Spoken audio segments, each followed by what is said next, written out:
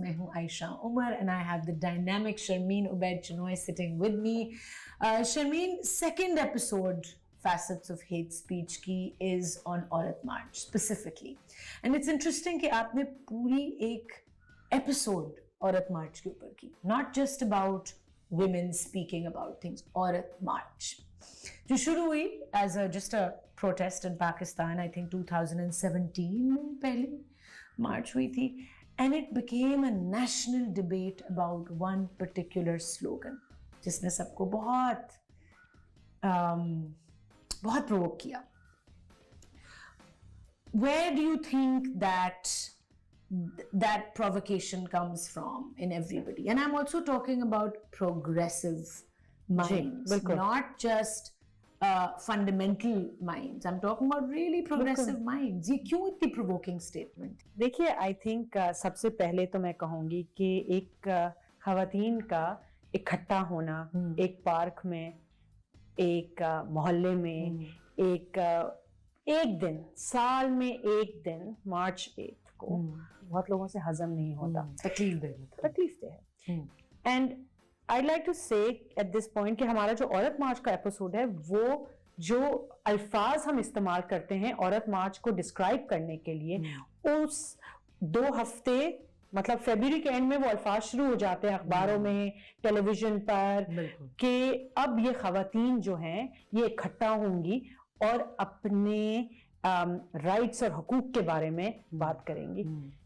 جو خواتین اکٹھا ہو رہی ہیں وہ لاکھوں تعداد میں نہیں اکٹھا ہو رہی ہیں. کاش لاکھوں خواتین پاکستان میں اکٹھا ہوتی بالکل یکجہتی کے ساتھ، مانگتی اپنے حقوق کہ ہمیں جو ہے وہ پروٹیکشن چاہیے. کہ more than 90% of women in this country، 90% عورتوں نے کچھ تشدد فیس کیا ہے اس ملک میں، including me. سب نے. ایک عورت نہیں ہے جس نے نہیں فیس کیا at some point in their lives. بالکل. تو میں تو کہتی ہوں کہ مارچ 8 پہ مردوں کو نکلنا چاہیے عورتوں کے ساتھ اور کہنا چاہیے ہمارے ملک میں ایک عورت جس کو ہم عزت دینا چاہتے ہیں، جس کو ہم سٹیٹس دینا چاہتے ہیں، جس کو ہم پروٹیکٹ کرنا چاہتے ہیں، اس کے ساتھ کیا ہو رہا ہے. کیوں نہیں نکل رہے وہ ہمارے ساتھ؟ کیوں وہ اتنا ٹائم اور ایفرٹ گزارتے ہیں روکنے میں؟ ان کو شانہ بشانہ چلنا چاہیے. عورت March should be a national movement. عورت March should be about making sure our women are protected. Our women do not face violence. That is what the real conversation should be about. But it's been twisted into وہی ہمارا episode ہے کہ ہم سمجھتے ہیں کہ 1-2 slogans جو خواتین فیل پیشنیٹلی اباؤٹ، جو سمجھتی ہیں کہ ان کا حق بنتا ہے، ان سلوگنز کو انہوں نے ریڈیوس کر دیا. کیوں؟ کیونکہ بینیفٹ کرتا ہے کہ عورت مارچ کی گفتگو جو ہے وہ صرف 1-2 نعروں کے بارے میں ہو جائے، وہ حقائق کے بارے میں نہیں ہو. ٹریویلائز کر کے کہہ دیں کہ یہ it's so triggering for us. And وہ ایک اگر آپ ہمارا ایپیسوڈ دیکھیں وہ ایک کیمپین ہے باقاعدہ.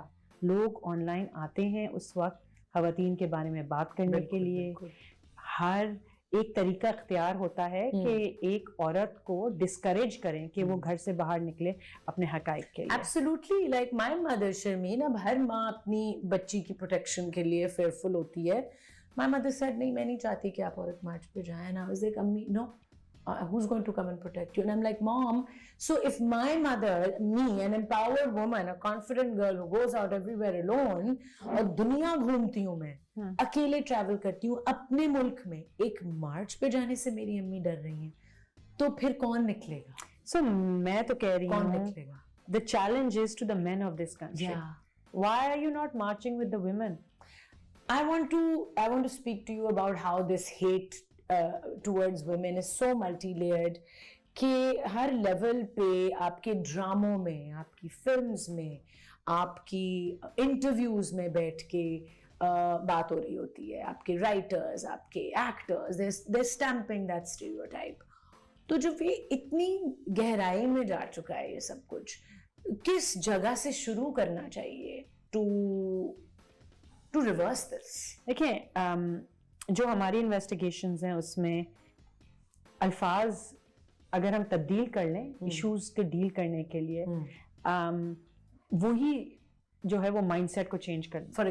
فار ایگزامپل اگر ہم عورت مارچ کے بارے میں جب لکھتے ہیں اور جب اس کے بارے میں بات کرتے ہیں ٹیلی ویژن پر تو ہم عورتوں کو حقائق کے لیے مارچ کرنے کے بارے میں اگر ہم وہ گفتگو صرف اس کے بارے میں رکھیں نا اور ہم سلوگنز اور کسی نے پلیکارڈ اٹھایا اور اس پہ یہ لکھا تھا اس پہ نہ جائیں کیونکہ اگر 50,000 عورتیں باہر نکلی ہیں اور 10 عورتوں کا جی چاہ رہا ہے کہ وہ ایک پلیکارڈ اٹھائے وہ ان کا جی چاہ رہا ہے وہ 9,900 عورتوں کا موقف نہیں ہے. اینڈ آئی تھنک کہ ہمیں ریفریم کرنی ہوگی conversation. We have to reframe conversation and I think کہ it's very possible to reframe conversation especially کیونکہ آج کل کی جو younger generation ہے they want to reframe the conversation. So I think it's important کہ we take a step towards doing that. Episode دیکھ کر آپ کو اندازہ ہو جائے گا کہ بہت سارے architects of hate speech ہیں لوگ جو benefit کرتے ہیں اس hate speech سے.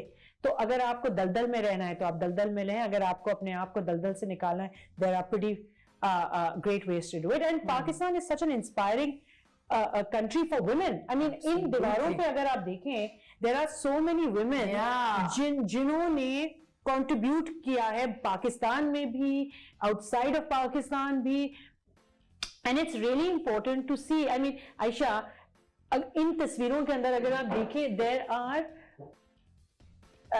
when I was young much younger so many of these places اور میں رپورٹنگ کرتی تھی تو یہاں تصویریں ہیں میری جو پاکستان کے اندر میں اکیلی ٹریول کرتی تھی پاکستان میں درہ آدم خیل سے لے کر no security to Bajaur down to south Punjab.